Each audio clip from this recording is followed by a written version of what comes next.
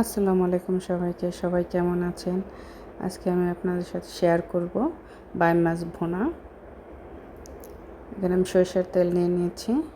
আমি মোটামুটি সব রান্না সরিষার তেল দিয়েই করি।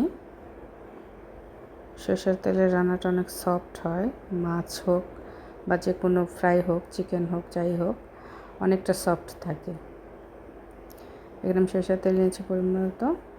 এখানে আমি কিছু জিরা দিয়ে দিলাম। বাইমটা একটু বড় বাইম তো, এই কারণে আমি জিরাটা দিলাম। এখানে আমি পেঁয়াজ নিয়ে নিয়েছি। পেঁয়াজ কাঁচামরিচটা দিয়ে একটু ভালো করে ভাজা ভাজা করে নেব।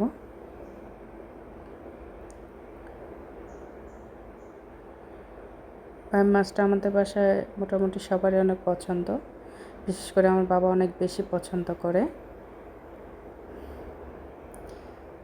এ তো প্রায় আমার ভাজা ভাজা হয়ে এসেছে। আমি পরিমাণ মতো লবণ দিয়ে দিব। লবণ দিয়ে আর একটু ভাজা ভাজা করব। ভাজা ভাজা হয়ে আসলে আমি পরিমাণ মতন আদা বাটাও নিয়ে নেব।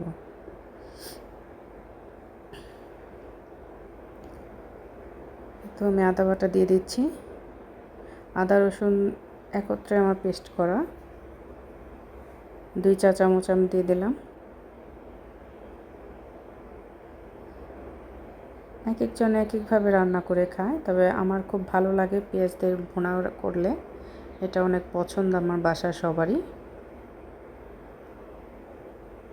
পানি দিয়ে দিলাম। এখন আমি হলুদ মরিচের গুঁড়াটা দিয়ে দেব।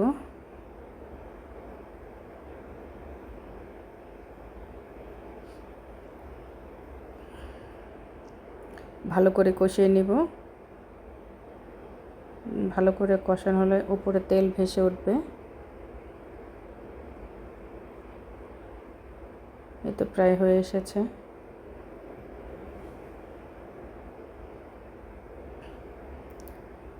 এখন আমি মাছগুলো দিয়ে দেব।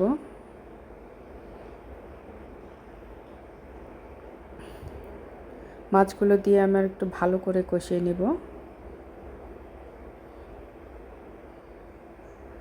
মাছটা অনেক বড় ছিল, এর জন্য আমি উপরে ছালগুলো ফেলে দিছি সব। এবার রান্না করলে মশলাটা পুরাটা একদম মাছের ভিতরে ভালোভাবে ঢোকে, এতে মাছটা খেতে আরও বেশি মজা লাগে। বেশি ভাজা ভাজা করে নেব। এখানে আমি কোনো পানি দেব না, পানি ছাড়াই মাছটা আমি ভালো করে কষিয়ে নেব। তোমার প্রায় কষানো শেষ।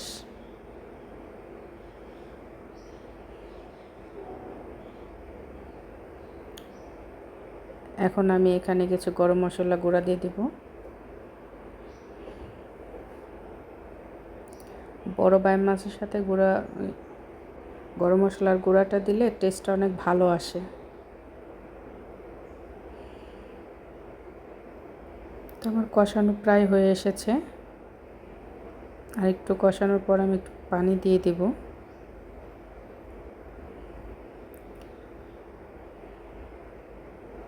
পানিটা দিলে কি সব মশলাগুলো একদম ভালো করে হবে, মিক্সড হবে মাছের সাথে, আরও ভালো লাগবে। এটা একটু গ্রেভি গ্রেভি টাইপ রাখবো, এই কারণে আমি আগে ভাজা ভাজা করে কষালাম। এখন আমি একটু পানি দিয়ে দিলাম। এই তো আমার হয়ে এসেছে প্রায়। এখন আমি কিছু ধনেপাতা আর কিছু কাঁচামরিচ দিয়ে দেব। প্রথমেও কাঁচামরিচ দিয়েছি, কিন্তু লাস্ট কাঁচামরিচ দিলে কি ফ্লেভারটা অনেক ভালো আসে। ধনেপাতাটা অনেক ভালো ছিল, তো একদম টাটকা, ফ্লেভারটা অনেক ভালো আসছে।